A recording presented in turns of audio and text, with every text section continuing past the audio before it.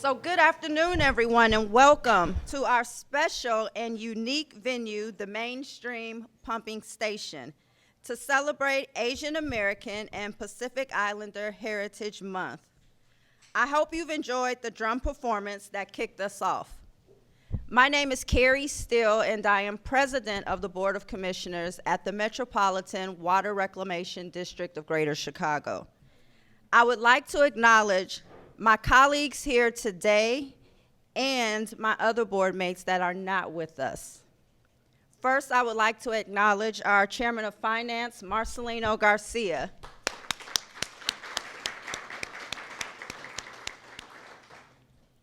Commissioner Yumika Brown and Cameron Davis are not with us today, but I would like to acknowledge Commissioner Flynn.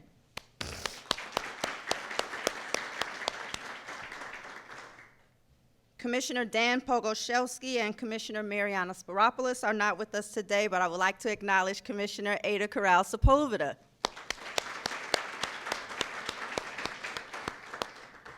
And then I would also like to acknowledge our Executive Director, Brian Perkovich.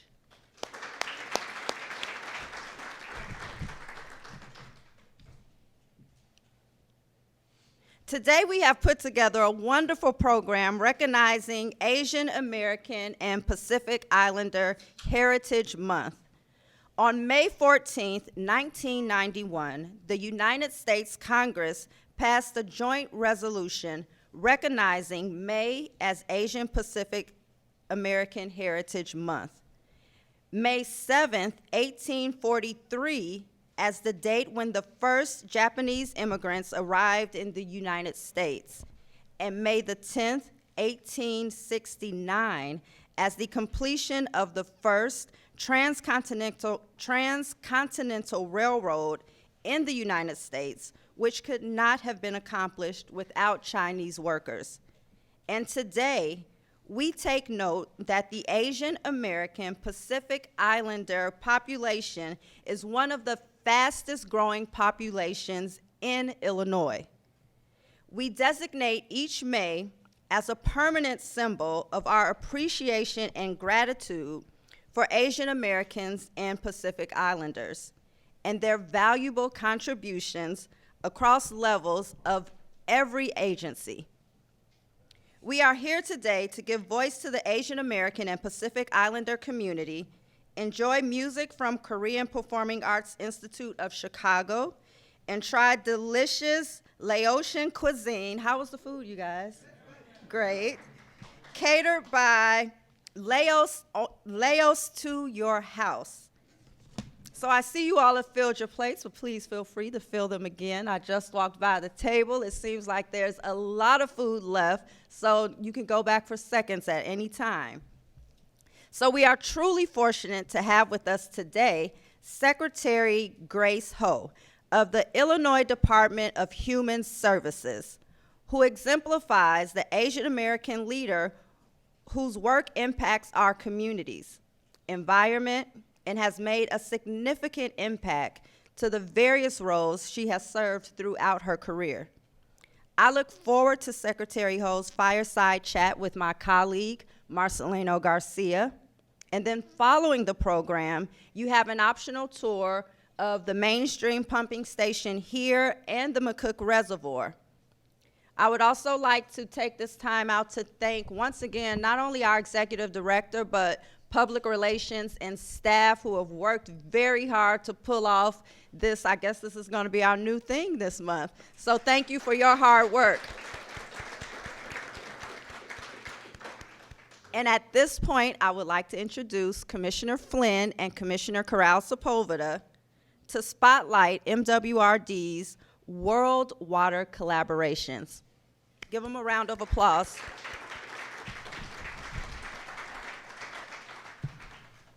Good morning, everyone. Or good afternoon now, right? It's my pleasure to be here. And I want to start off by thanking all of you as our guests who are here today to celebrate the Asian American Pacific Islander Heritage Month. This past month highlights the achievements and impacts of those in the Asian American and Pacific Islander community, the culture, We're enjoying some of the food and some of the music, but beyond that, the many contributions of our community members and leaders that they have made to this country. Whether in Cook County or anywhere else in the world, Asian Americans and Pacific Islanders have made and will continue to make these valuable contributions. Here at the MWRD, we have a large contingency of employees who are of Asian descent and also make invaluable contributions to the district's mission to clean water and to manage stormwater.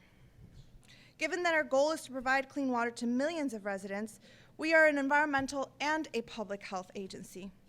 What we do here in our district has exponential impacts near and far. Just last year, I had the opportunity to attend the Water and Waste Management International Conference and Expo in Thailand, and I see Mr. Papu is here in the room. He is the president of this organization. And how much I want to commend your leadership and that of your colleagues. I know Kaja is also here, because you have taken your talents, your skills, your knowledge in your careers and have not only invested it in our community at the Water Reclamation District, serving Cook County, but you have taken it to serve your own countries and your own communities and beyond that. I know you all travel a lot to India. I know you'll speak to your trip and the fascinating things that you've learned there. But now you've also expanded into reaching out to Thailand. And it was such a warm welcoming and such a revolutionary conference. For the first time in history, several of the lead agencies that deal with water challenges and water issues in Thailand came together and talked about how they can better conserve water and how they can be more efficient in the use of water. I was so proud to personally escort the delegation of Thailand. We hosted them earlier this year, including the Minister of Education, Dr. Kalaya Sopanich, and give them a tour of our very own MWRD facilities, including the Stickney Water Reclamation Plant, the McCook Reservoir, and even the very facility we are at now, the Mainstream Pumping Station. It is important to continue these collaborations with other countries and those in the Asian American Pacific Islander community, so MWRD can continue to be a global leader in water protection, public health, and stormwater management. Multicultural collaboration is a great component to what makes MWRD the most foremost water treatment agency in the world. Here in this room, we have individuals from many cultures and nations, something of which I am very proud of. Today, we are honoring the rich Asian American Pacific Islander cultures. Thank you all so much for celebrating with us today.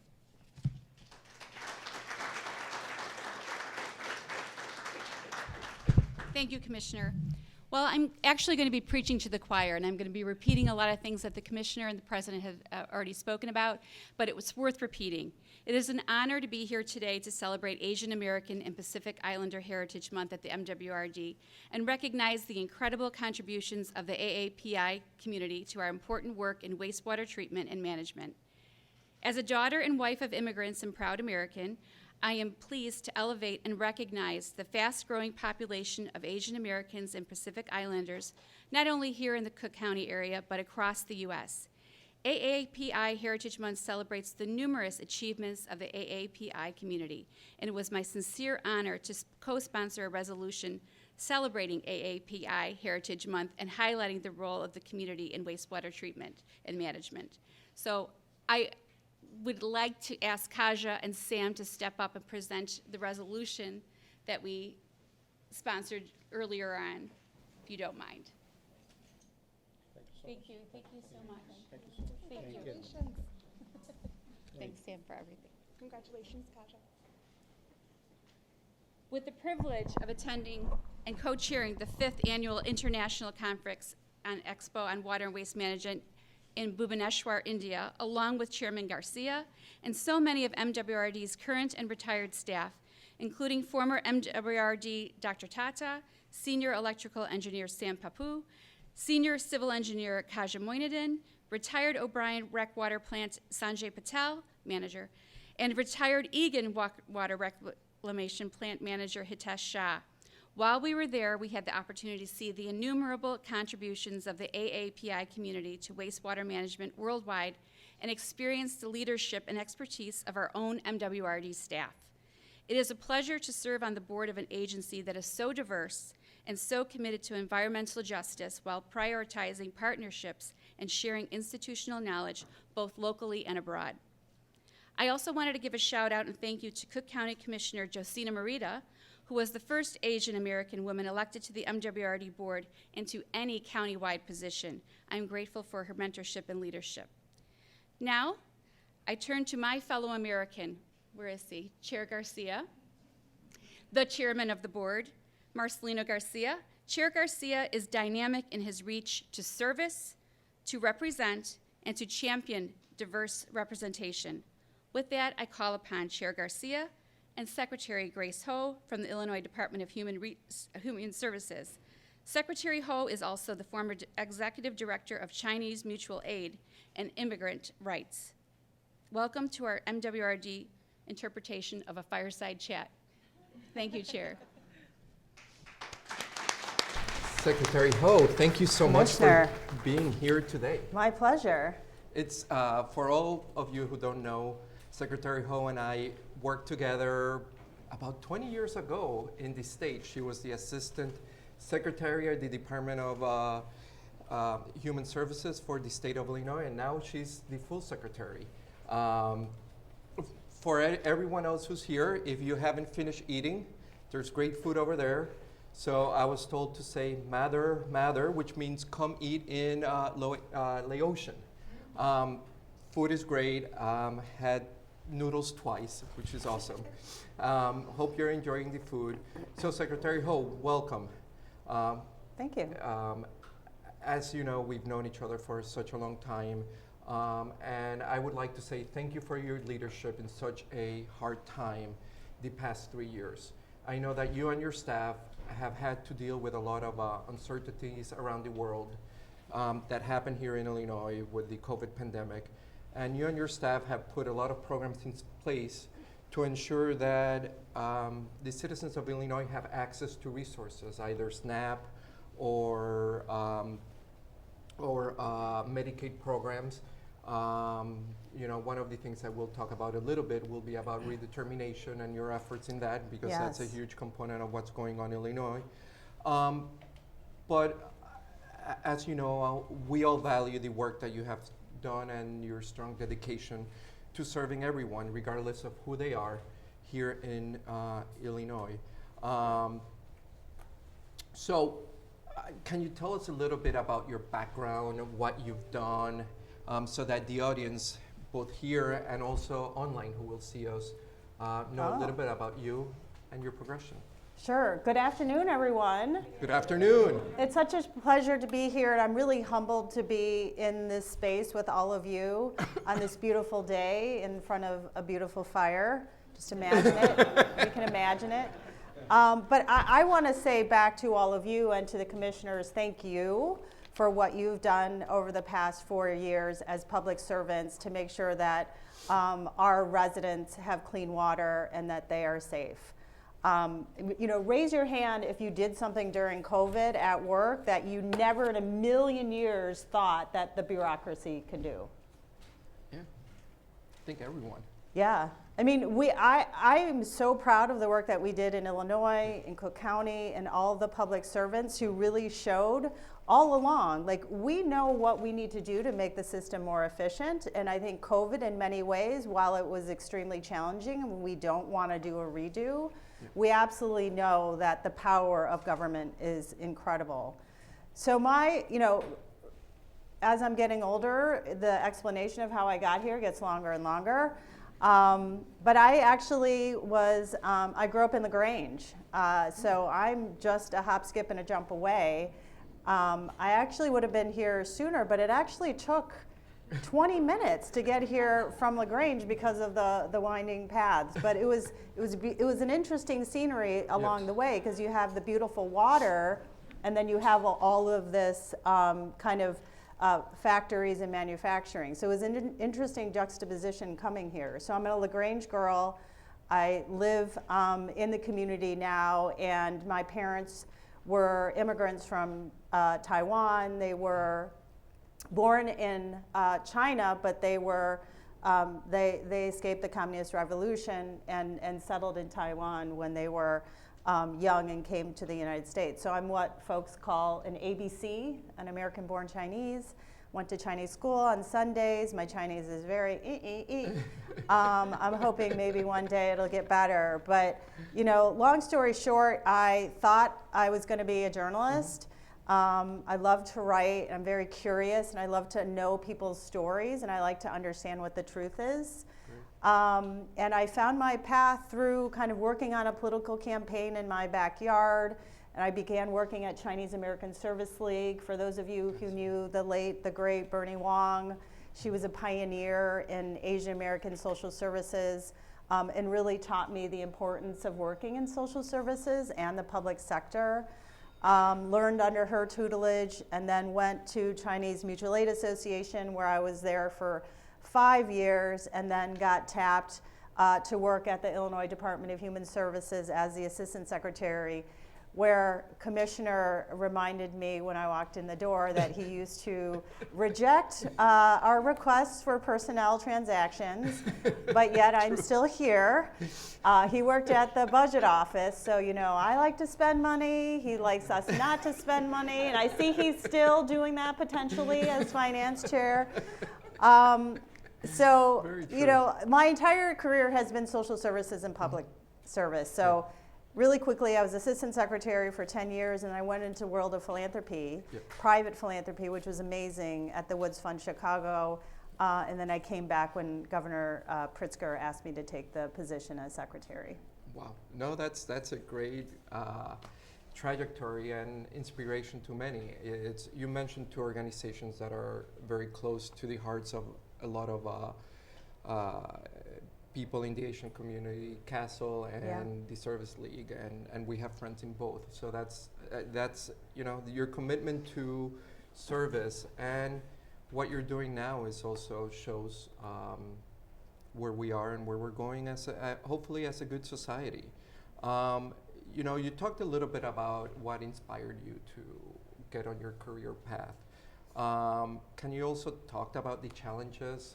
You know, we can talk about COVID a little bit later, but your initial challenges of entering the career as a leader, and how do you overcome them? And while I say let's not talk about COVID, we're tired of COVID, but when we talk about current challenges, I think that those are the things that we need to be looking into the future. How are we innovative, and how do we do more? Yeah, so there are obviously challenges when you are a leader. So when I was at Chinese Mutual Aid Association, when I was started as the executive director, I was 28, a little baby. And I never managed more than, you know, a handful of people, and I was responsible for this, you know, amazing institution with so much history. And so I had to enter with a lot of humility, because I think a lot of people were like, she's very young, she doesn't know what she's doing, we'll wait and see. And so I really try to enter that space with listening, understanding, and really giving kind of the power back to the people who have been there for a very long time to teach me and to let me know what I need to do. And so when I think about leadership, and even in my position now, it's, you know, if we're not serving the people who work on the front lines and who are dealing with the people who live in our communities and neighborhoods, there's no need for a secretary. So even though sometimes it may not feel that way, I feel like I work for the people who are actually working with customers. What do you need to do your job better? What do you need, you know, me to focus on to make sure that the organization is humming and running? And I think it's also important, especially during COVID, like we had to make decisions at a drop of a dime, right? Really, really quickly. And so you had to listen, and they had to make the best decision for that moment, right? And so that's always what I tried to do. I think the other piece is making sure that we have the right leaders around you and the people that you can trust. You know, there will always be challenges, and if you want to do anything transformational, it's going to be hard. And so whether it's resources or status quo, or people don't want to try that again because it's been done before, you need to continue to push through and bring people along. I think the challenges of being a young person at that time, I needed to own it and understand and appreciate what I was, where my weaknesses were. I think that one of the things that I try to be super conscious of is like what I'm good at and what I'm not good at. And so trying to be super self-aware. I think the challenges of public service are plentiful. And I think all of you could probably relate, which is people are slow to show appreciation, but they're quick to criticize. And I think that there is also something that I feel very sad about, is that people don't actually understand how great government is. You know, government, I say this anytime, government is good. Government is important, and we saw it by leaps and bounds during COVID, and I feel like there's a little bit of backsliding and amnesia as to how public servants actually came to the forefront to protect, you know, neighborhoods and countries. So I think one big challenge in public service is that we have a bad reputation that has not been earned, right? It is just part of the narrative that continues to get advanced. So I think we need to, I would like to start a public relations campaign called Government is Good. Mm-hmm. And then I think like what you're doing here is also critically important. People don't know why they have clean water. And they should know that it's because of government, right? We take it for granted. Every single morning, and I think, you know, whatever we can do to work together to say your clean water is because of government. Yeah. I think a lot of other challenges in terms of the impatience for what we do hopefully would become less highlighted. No, thank you for that. I think the point about recognizing frontline workers is extremely important. I think they're the heart of organizations, and they're the people who really make things work. But having the right leaders in the right places to help you get decisions made, that's also extremely important. And you know, at MWRD, like at DHS, we're very appreciative of both our staff, but also our leaders who like to implement programming in general. You know, thank you so much for at least recognizing what we do here. You know, the work that the district does goes far beyond the boundaries of us. We have environmental impact on communities, which you kind of also deal with from a human services perspective. Disadvantaged communities, the environmental issues that may cause extra problems to the population and will end up getting resources from you or from some of the other state agencies. Let's talk a little bit about Asian American heritage. How has your heritage shaped you, where you are and where you're going, and how you set priorities? Wow, that's a really complicated question. I think it is, it's pervasive. It's who I am. It's where I came from. It's the lens that I see the world. My parents, you know, they could speak, I think, very fluently, but they spoke with an accent. And I could see the way that people would receive them and the lack of respect or impatience that they would have with my parents. And so I think since day one, maybe, or day two, I became their protector, translator, interpreter, even though they could speak English, right? But me speaking without an accent really changed the way that people related to me.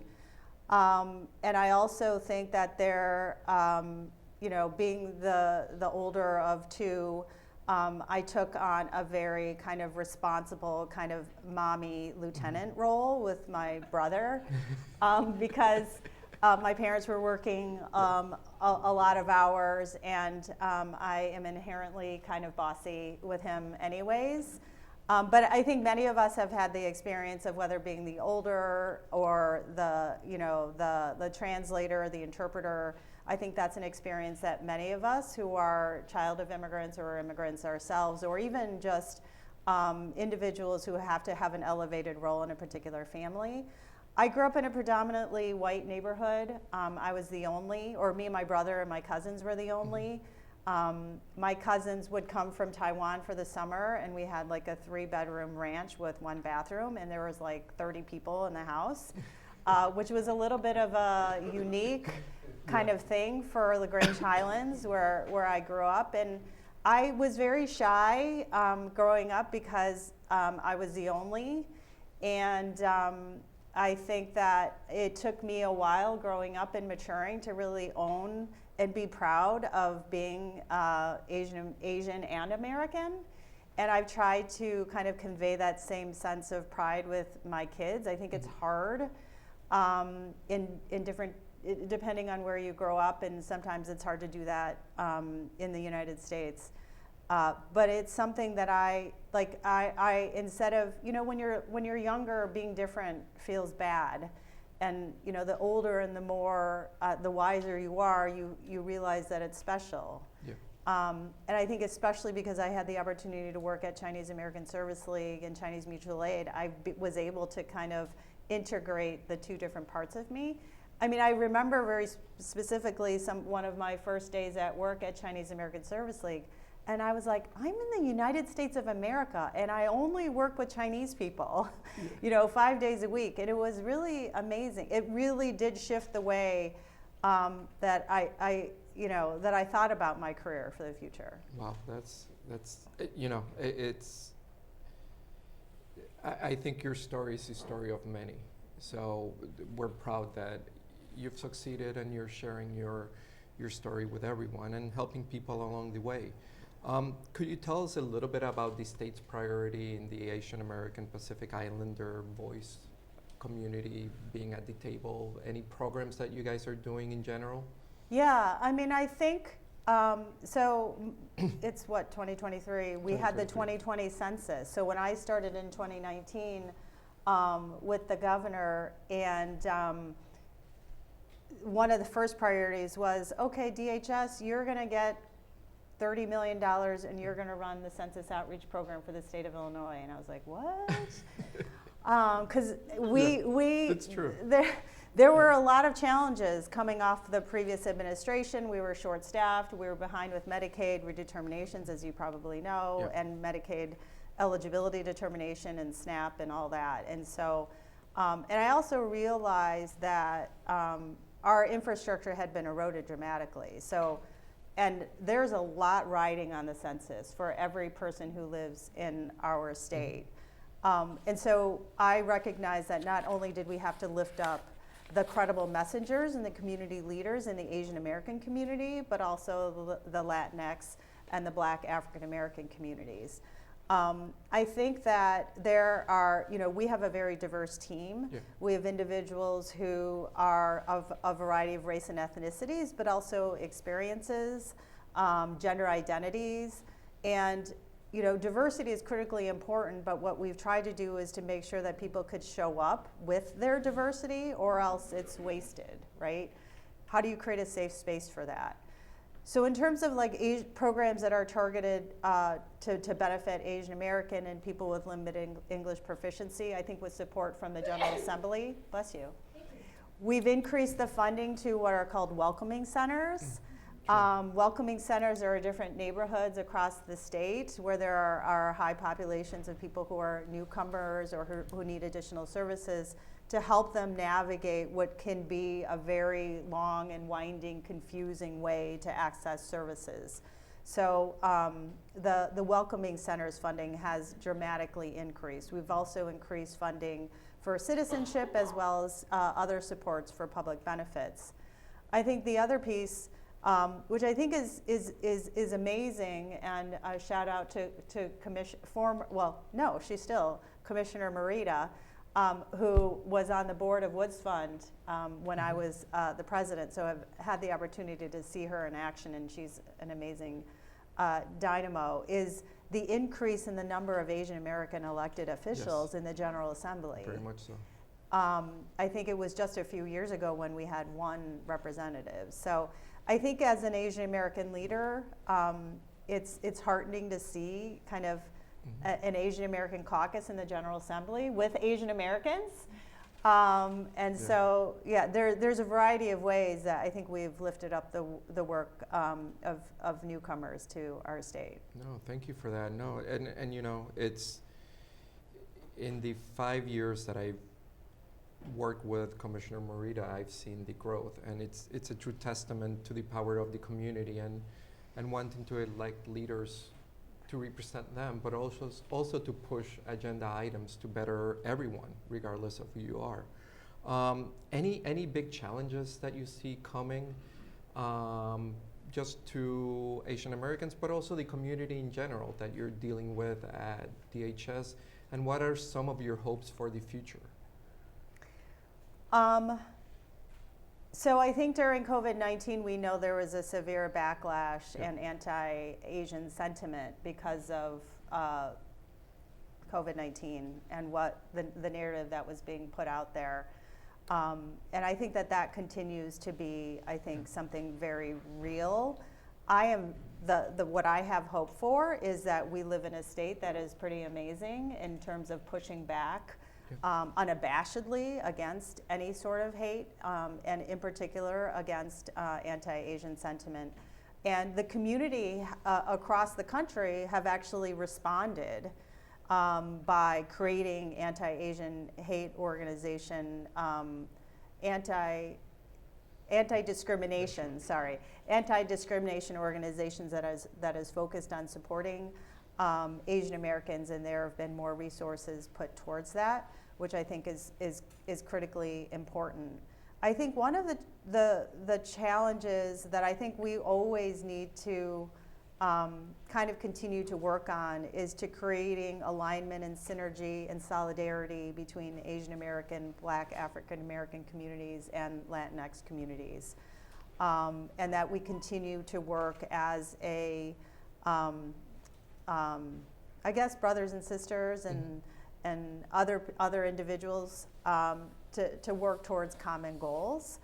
I think in terms of what's coming down the pike, we have very positive partnership already with the new mayoral administration. We've been doing our part in trying to support the work to meet the needs of people who are being bused here from the state of Texas, and we started that work in the fall of last year. And I think it will continue to be an issue, I think, and a challenge for government in a variety of ways.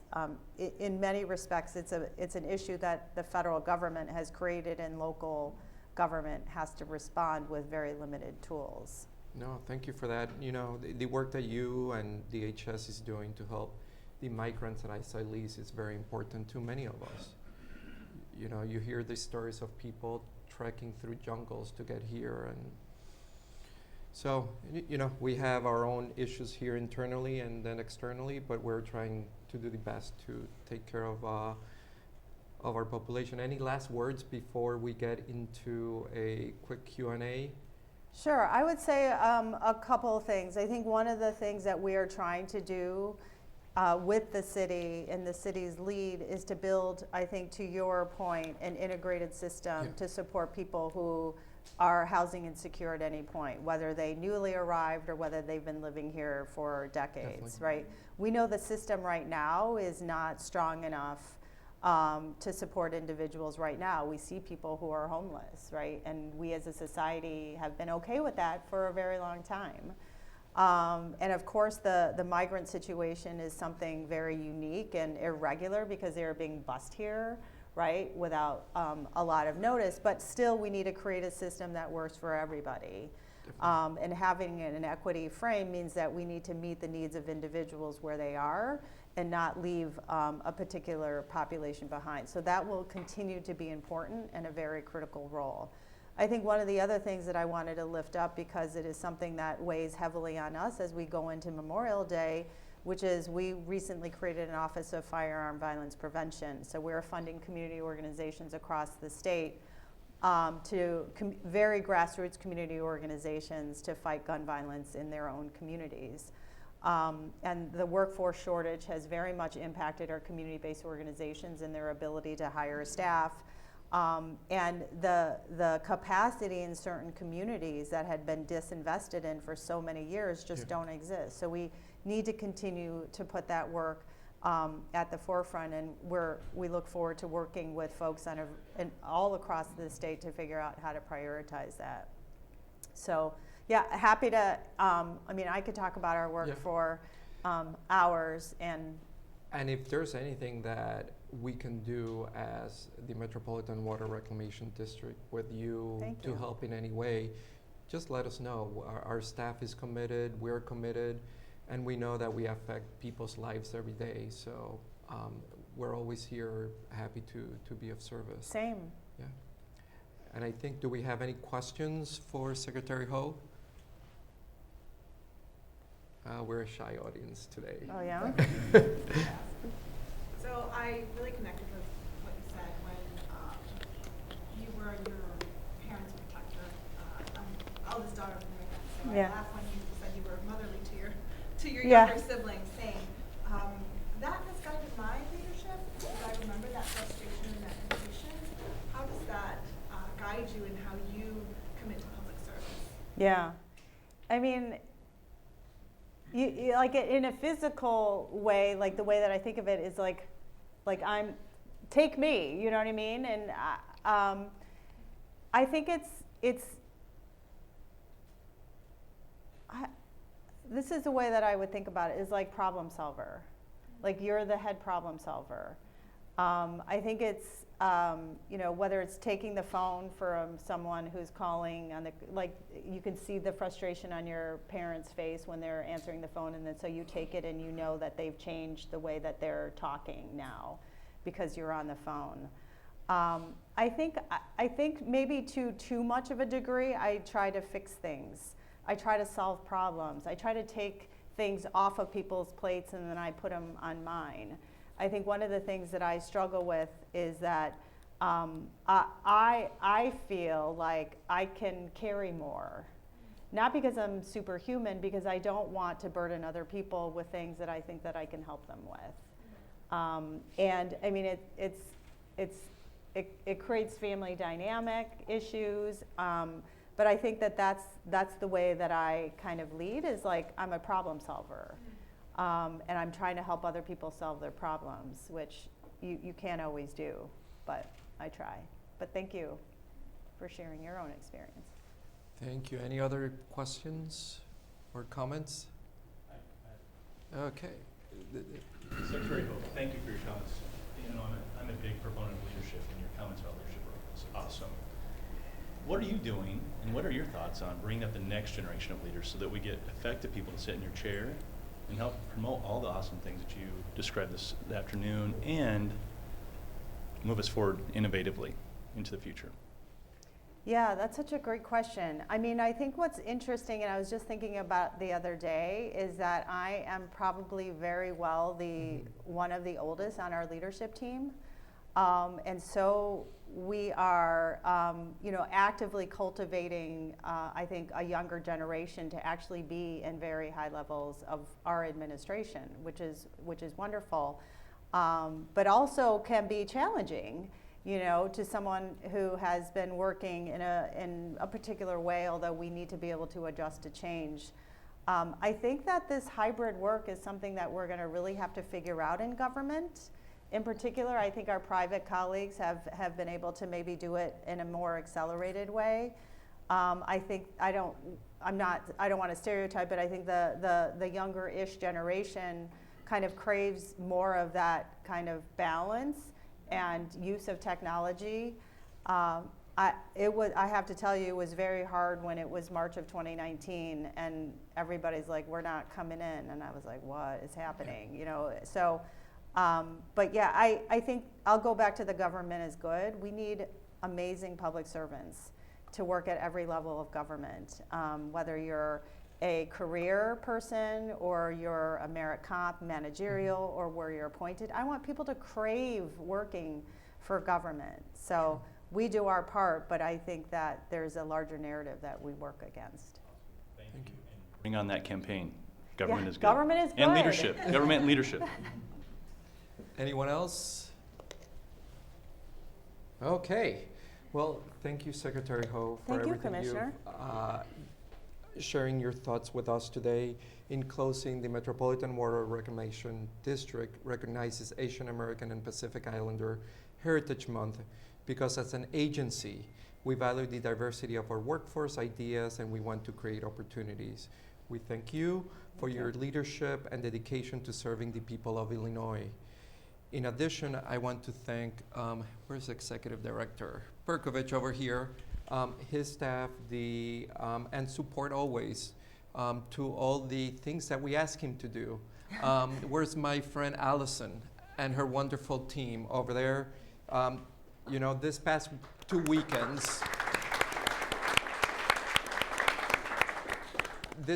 weekends, we had the infrastructure week plant openings, and I went to visit 3 of our plants. And I can say that our staff is awesome, their dedication to the communities. We should have your staff visit our plants at some point. It's truly a great experience to see how government and infrastructure works properly. So I do want to say special thank you to 2 people who are here who really helped craft this program. We have Claire Manoa from Commissioner Corral Sepúlveda's office, and my Chief of Staff, Joanne Deal.